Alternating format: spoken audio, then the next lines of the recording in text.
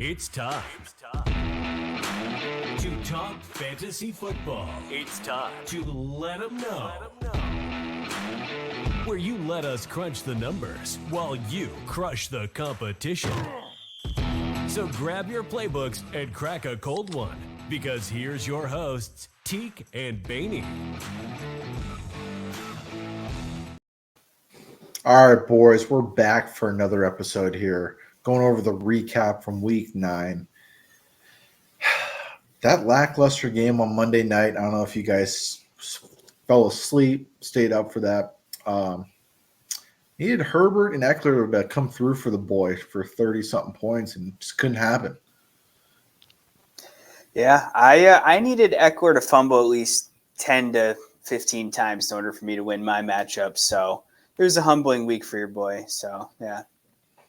I won my matchups in all three leagues, so I popped the melatonin and I was just chilling. So thank God for that. But going into the top scores here for Week 9. Number 5 here, Rachaad White with 27.9 fantasy points. I don't know if any of you guys watched this game, but this was a game for the centuries here.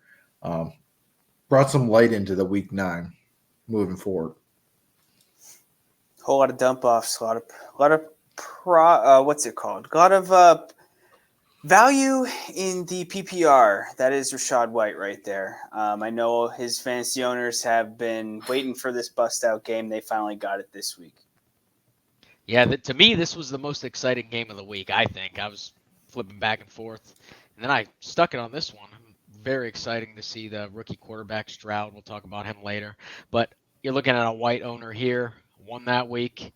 We're going to be talking about this a little bit going up the list, so I'm happy with that. They fed him 2 TDs. Keep it rolling. Yeah, moving on to number 4, CeeDee Lamb. Baney, I know you've watched this game. It's Dallas Eagles. What did you take from CD?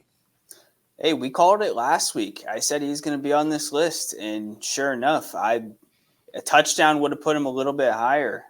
He crushed it. He was open, and I mean wide open the entire game. I think that they finally figured something out between Dak and him. Just give him the ball. I think they'll be a lot more successful moving forward. But yeah, thank goodness he fell short on that last play. So sitting here a little happier than I could be, I tell you that. Yeah, to me, number 2 most exciting game. Again, I got White and CD, so very happy with what I saw, especially these last 3 games with him.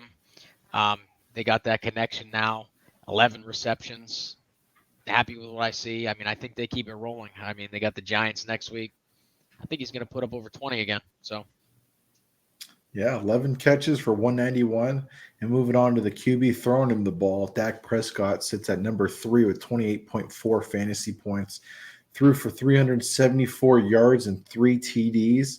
I know in the beginning of the season, it looked like Dak was struggling a little bit, but it looks like he's turning it on coming into Week 10 here. Yeah, doing it with his feet too. Moving around. It looks like he's finally, I think, mentally moving past that ankle injury that he had, a couple years ago. He looked good. He really did look good. A couple mental errors, stepped out for that 2-point conversion, and he almost had a rushing touchdown. So again, he easily could be higher on this list this week. So thankfully he's not, but he had a really good week. And like you said, he's got a favorable matchup next week too. yeah, your boys called it. We called the shootout. Dak of old before his ankle injury, Baney mentioned that. Again, I got him, CD and Lamb, or CD and White on one team, so I won that week. So happy about that. Happy to see Dak back in his old. I mean, he looked good. Hopefully, he can keep it up. I mean, Eagles won, but fantasy owners, that doesn't matter for us. So happy all around. Yep. At number 2 here, should be a defense. We're not talking defense on this podcast. I'm sorry to tell you. Chargers were number 2 overall, but number 2 for us, we have Tank Dell at 29.6 fantasy points. 6 catches for 114 and 2 TDs. I believe he caught the game winner as well for that comeback victory. I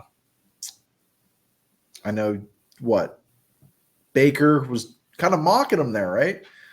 With that comeback touchdown, and then CJ Stroud came right back and scored. It was a fun game to watch. I saw the old Michael Jordan cry face meme on Baker photoshopped on the sideline afterwards. I saw that. So yeah. Dude, Tank Dell is awesome. And I think CJ Stroud makes these guys like, I don't know if necessarily they'd be like wide receiver 1s or 2s on other teams in the league, but like that is dealing. And if it's not him, it's Mike's boy Nico. So what a tandem. What a fun little offense. Definitely exceeding expectations. Yeah, like before the season, we all saw Tampa versus Houston. I mean, we're thinking, what the heck? Most exciting game of the week, I think.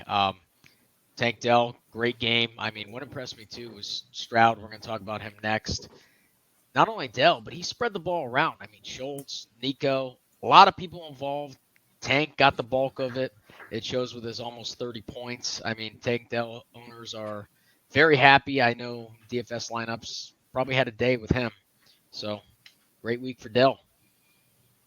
Then to top it all off, we got CJ Stroud at the number 1, 41.8 fantasy points, 470 yards, 5 TDs. That's a rookie passing record there with the 470. I think we can safe to say that he broke the Ohio State QB curse. I think we can go and say that already. So, boys, you want to talk about an all-time blunder this week? I have a firm thing that I believe in, which is don't play players that are playing in the overseas games. So I was going to start Stroud over Tua. Talked myself into starting Tua this week, and I left Stroud out. Did you win? No. No, because I also took Schultz out of my lineup to put Taysom Hill in.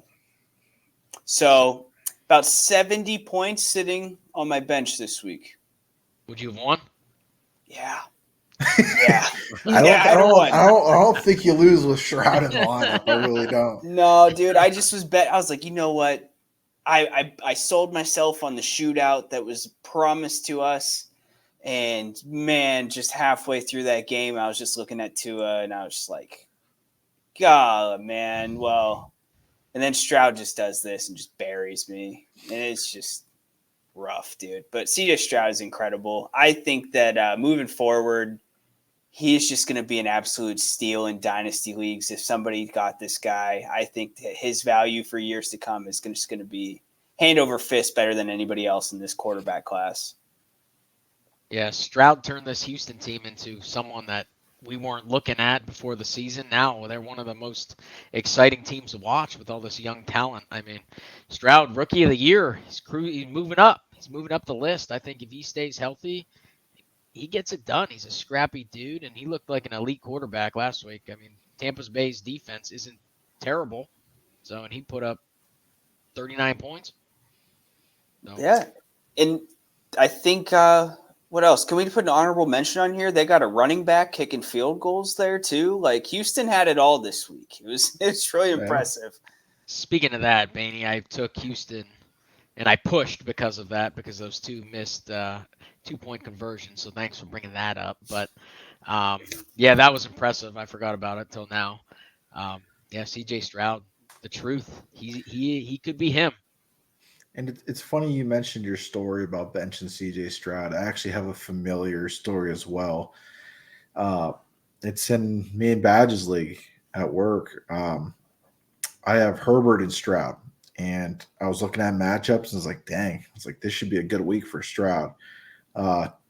Jets, I believe, are a tough defense, and I just talked myself back in that Herbert love. And it bit me hard, and I ended up losing because of it. So I'm with you on the same pain there. So he was sitting on my bench as well. But we're going to move along here. I know Badge got some new bets here coming up for you in Week 10 to try to get that dough up for you. Maybe sprinkle it in for these winnings here for Week 11. Maybe if you want to use them at DraftKings, some FanDuel, wherever you want to put that money on from these winnings coming up. Let's see if Badge can help with that. Stay with us.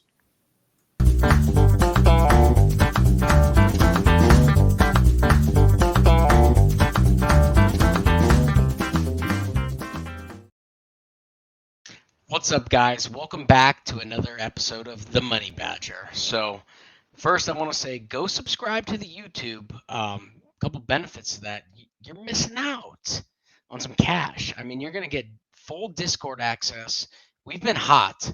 We're 66%. I'm 66% cashing this year. So go subscribe. You're going to get full access to the Discord as well as some great content here.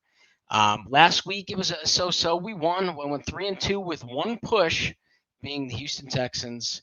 Again, we're running over 60%. Go subscribe, get access to the Discord. Don't miss out. So, guys, this week I have 5 bets for you. So I have 1 dog bet, total dom, Teek's favorite segment, 1 best bet, and 2 bonus bets. So let's get it kicked off. So I'm going to start with the dog bet. So I hate to do this because I said I'm done with this team. So I'm going back to New England, +2 as the dog. So as I said before, I mentioned before, I was done with them.